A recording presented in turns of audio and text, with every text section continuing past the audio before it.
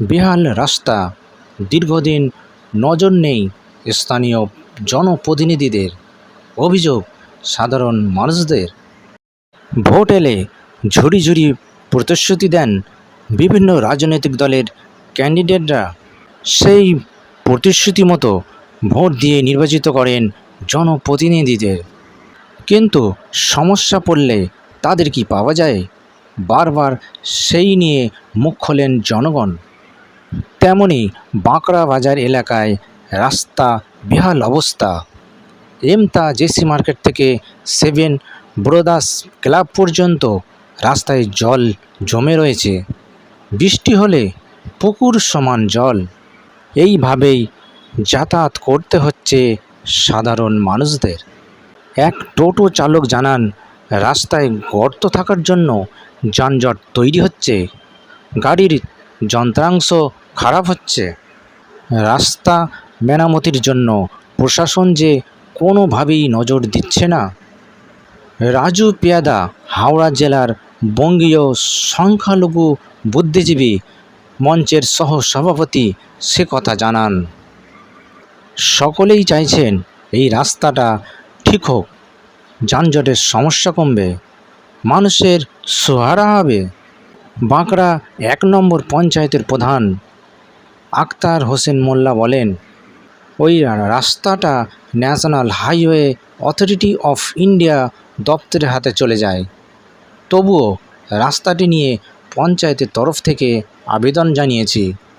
এখন দেখা যাক কবে রাস্তাটি করে। বলবো আর কি, এখানে আমরা তো স্থানীয় বাসিন্দা, দীর্ঘদিন দেখে আসছি, না জলে তো রাস্তাটা, না বৃষ্টিতেও রাস্তাতে জল এসে যাচ্ছে। এ তো দায়িত্ব হচ্ছে প্রশাসনের। সত্য কথা বললে দোষ হয়ে যায়।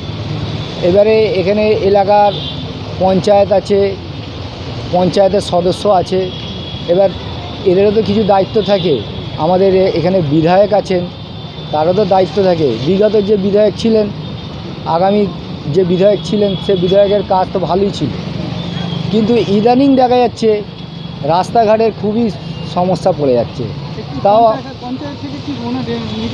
না, পঞ্চায়েতের থেকে যদি 1.5 দিনের 100 দিনের কাজ বন্ধ করে দিয়েছে। ওই ইস্যু নিয়ে বলছে যে ড্রেন সংস্কার হচ্ছে না, কিন্তু ইদানিং আমরা খবর পেলাম এই রাস্তাটা NH6-এর আন্ডারে চলে গেছে। কিন্তু তাহলেও আম মানুষ কি বুঝবে? আম মানুষ তো চাইবে পরিষেবা।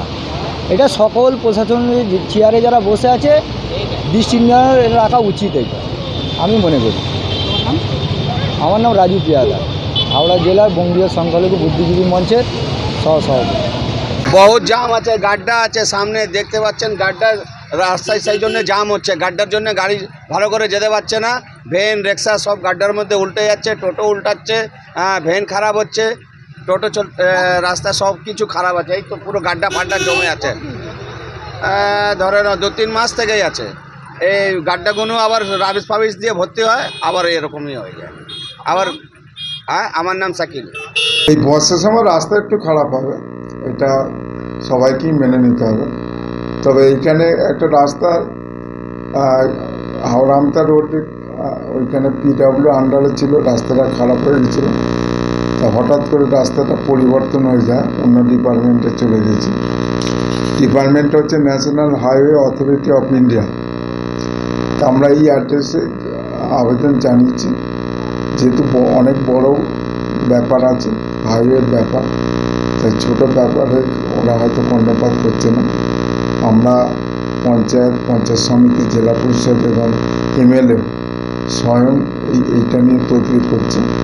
আপনারা জানেন ওইটুকুন কাজ পঞ্চায়েতই করতে পারে, কিন্তু আন্ডার নেই, যে পঞ্চায়েত করার অনুমতি নেই। জেলা পরিষদের রাস্তা হলে জেলা পরিষদ করবে, পঞ্চায়েতের রাস্তা পঞ্চায়েত করবে, PW রাস্তা PW করবে। তো এইটা নতুন করে ন্যাশনাল হাইওয়ে, আপনারা জানেন ন্যাশনাল হাইওয়ে মানে হাই রোড আমরা বলছি।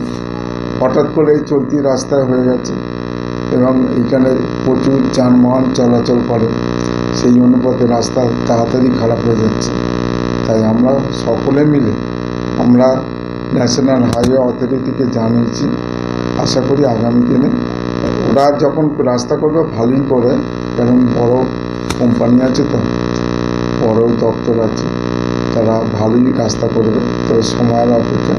তাই আমরা যত সাধারণ মানুষের কথা ভেবে আমরা সব রকমভাবে সহযোগিতা করার চেষ্টা করছি।